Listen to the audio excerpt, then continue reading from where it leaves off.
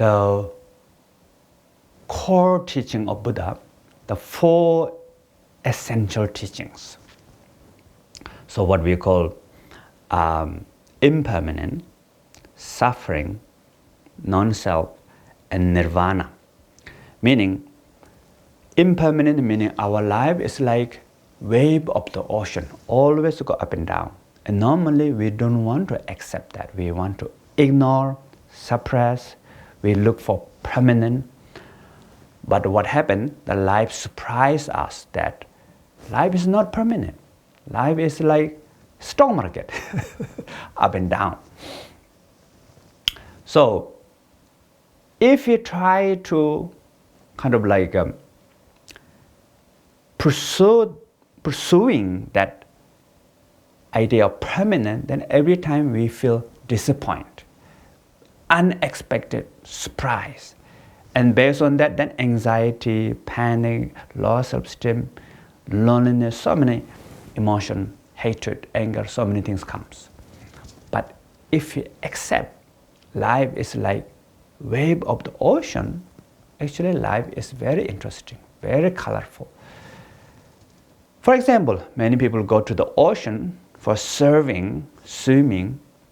One element for that is the wave, wave of the ocean. So if we make friends with the wave, we can play. It's fun. It's exciting, right? So similarly, if we accept impermanence of life, then we can learn from there, we can grow from there, we can transform there. Life is not boring, exciting actually. So for me, a lot of obstacles like panic. One time I almost died with food poison. And so many things, obstacles come to my life, and I learn from there, grow from there. In the end, they become my friend. And I learn the most from those up and downs of life.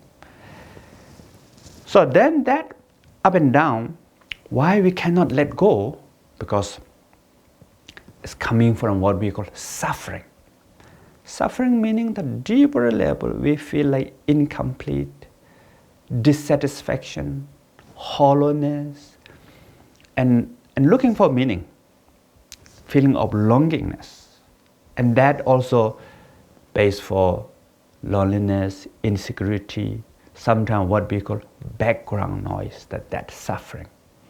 And to feel that hollow, dissatisfaction, incompleteness, then we look for everything like permanent.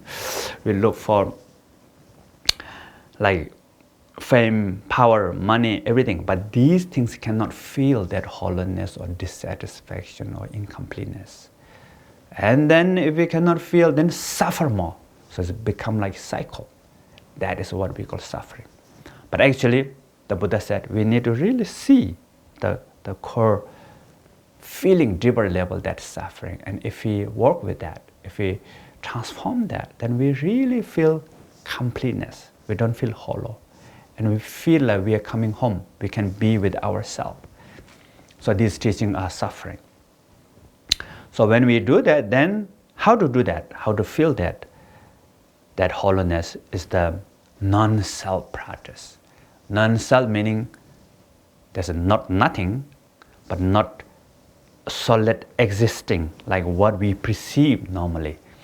So there's a way of the self which is interdependent, all connection within you, connection with outside of you, connection to the you, world, universe. So everything interdependent.